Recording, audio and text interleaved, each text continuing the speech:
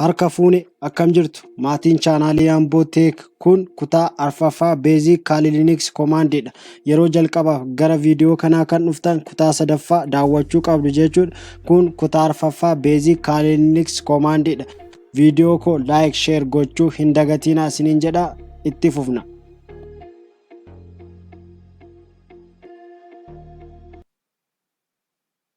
Kan biraan immoo faayila delete gochuu yoo barbaanne fakkeenyaaf faayila delete yookaan immoo remove gochuu yoo barbaanne rm kan jedhamu fayyadamna jechuudha. Command rm jedhamu fayyadamna jechuudha. So Amboo Teek kan jedhu keessa new file.txt kan jedhu jira. Achi keessa remove gochuudhaaf maal goona yookaan delete gochuudhaaf maal goona rm jechuudhaan achi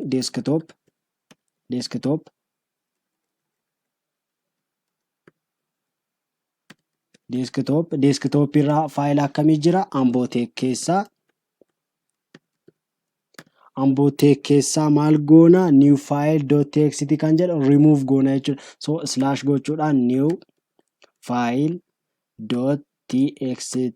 godheen enter yeroon jedhuun delete yookaan immoo remove godha jechuudha achi keessa. So isinitti agarsiisuu nan danda'a command irraan otoo hin godhin Amboo Teek kan jedhu keessa faayilli new file.txt kan jedhu jira jechuudha. So ilaaluu ni dandeenya jechuudha.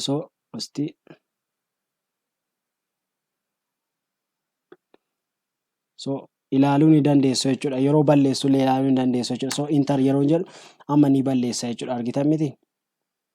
Badeera jechuudha. Delete ta'eera jechuudha. So kan biraan immoo iddoo kana biratti ls goona jechuudha. So ls desktop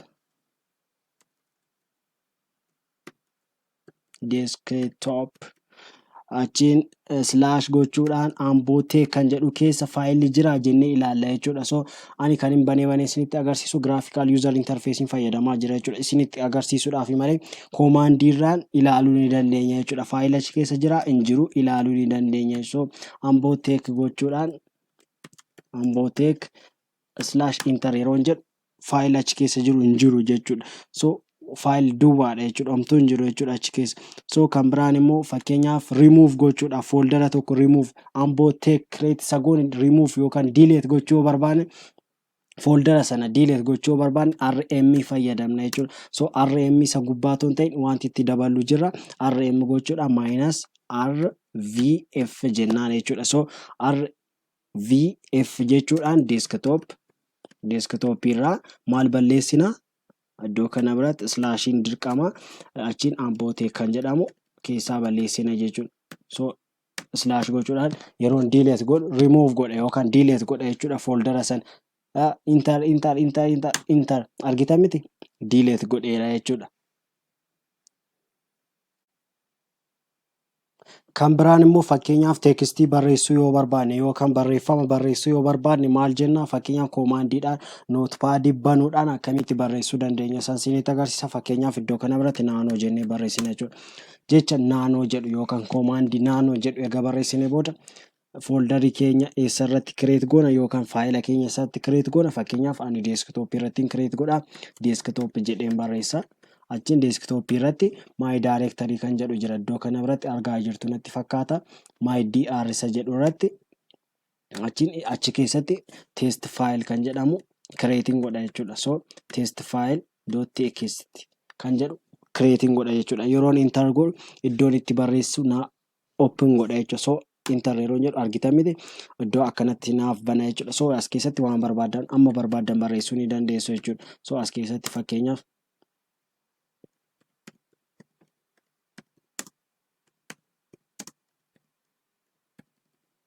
so erga kanatti barreessee booda erga barreessitanii fixanii booda control o tuttu yookaan write out gootu jechuudha. So achiin enter jechuudhaan achiin control x gootu jechuudha. Control x tuquudhaan fixanii jechuudha. Argitan miti barreessitanii fixaniitu jechuudha. So isa barreessitan sana immoo dubbisuudhaaf maal jettu cut jettanii iddoo kana biratti achiin desktop keessaa my dr kan jedhamu keessaa achi keessa maaltu jira test file kan jedhamu keessa test file.txt kan jedhamu keessa dhiifama achiin enter yeroo jettan barreeffama isin barreessitan isiniif fida jechuudha. So enter yeroo jedhu please subscribe our channel kan jedhu jira jechuudha. So kan biraan immoo fakkeenyaaf KaliLinux operating system ISO yookaan image file version isaa ilaaluudhaaf maal jettu uname jechuudhaan achiin space minus r yeroo jettan version isaa isinitti agarsiisa jechuudha. Argitan miti isinitti agarsiisa jechuudha. Fakkeenyaaf immoo kan biraan immoo fakkeenyaaf haala raamii ilaaluudhaaf yoo barbaadan free jettanii barreessitu jechuudha. Free achiin enter yeroo jettan haala raamii keessanii isinitti agarsiisa jechuudha. Kan biraan immoo yuuzaroota jiran ilaaluudhaaf maal jettu iddoo kana biratti fakkeenya clearing jedhaani. So clear gochuudhaaf ctrl+L tuquu dandeessu yookaan immoo clear jettanii barreessuu dandeessu jechuudha.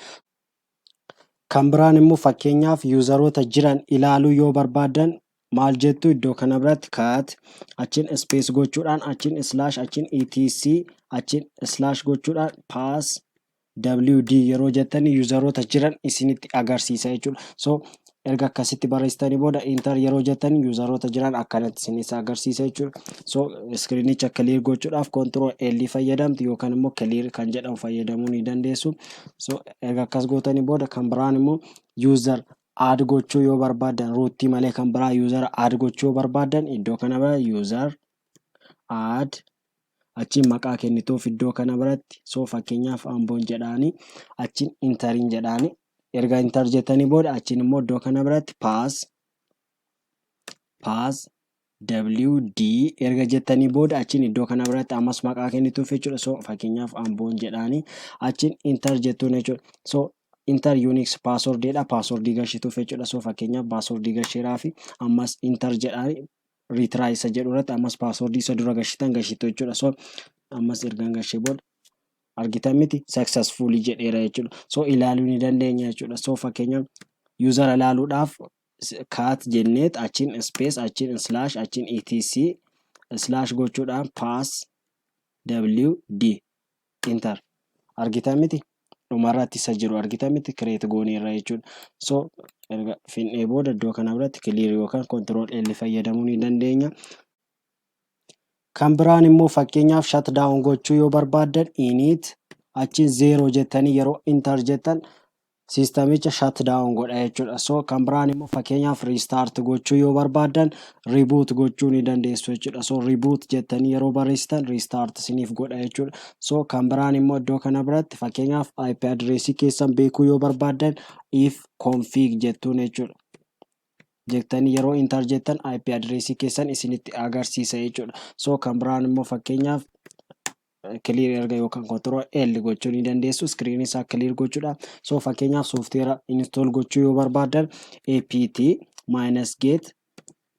-get achiin space gochuudha install erga jettanii booda maqaa softwareichaa barreessitu jechuudha. Fakkeenyaaf nmap dha yoo ta'e nmap waan barbaadan software maqaa softwareichaa iddoo kana irratti barreessuudhaan enter jettuun jechuudha. Achi install isiniif godha jechuudha. So kan biraan immoo fakkeenyaaf window irratti help jennamiti yeroo waa tokko nu dhibe waa'ee cmd sirriitti beekuudha yoo barbaanne help jennaan miti. So iddoo kana biratti immoo man kan jedhamu jira.